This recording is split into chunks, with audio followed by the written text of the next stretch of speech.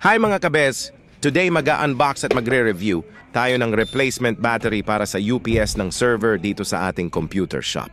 Ito yung Dongjin Power UPS battery, 12 volts 5 ampere rechargeable VRLA battery. Tignan natin kung sulit ba siya at kung swak sa pang-araw-araw na gamit. Unahin natin sa packaging, simple lang, nakabox na may basic label at specs. Sealed naman siya para siguradong fresh ang battery. Pagbukas natin, makikita agad yung battery. Mabigat siya kahit maliit, ibig sabihin solid ang lead plates sa loob. Sa harap makikita natin ang specifications. 12V, 5AH, maintenance-free at rechargeable. May dalawang terminal, positive at negative. Ang size ay 90 length by 70 width by 101mm height.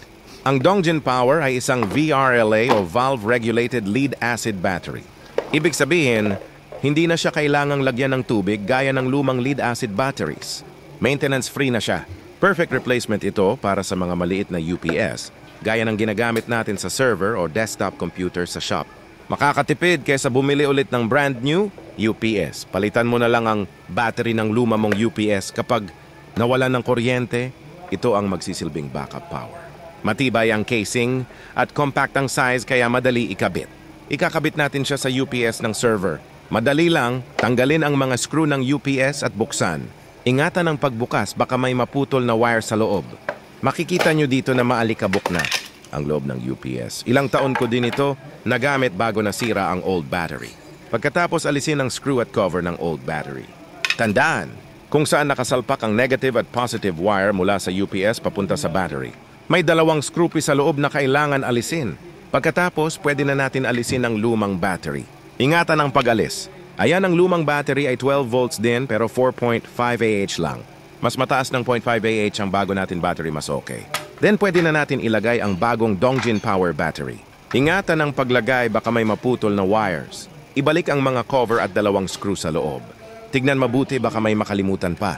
Pagkatapos pwede na isara ang cover. At huwag kalimutan mag-follow para lagi kang updated ka, Bez. I-share mo na rin ang video natin para marami pang makapanood ng idea ni Bez, bro.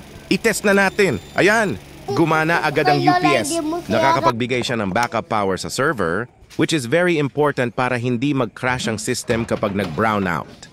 So far, okay ang performance ng Dongjin Power UPS Battery 12V5AH.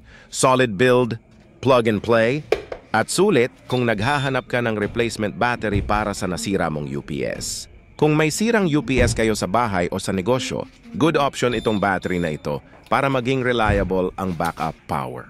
Yun lang mga kabez, sana nakatulong ang quick unboxing at review na ito. Don't forget to like and subscribe para sa iba pang tech reviews.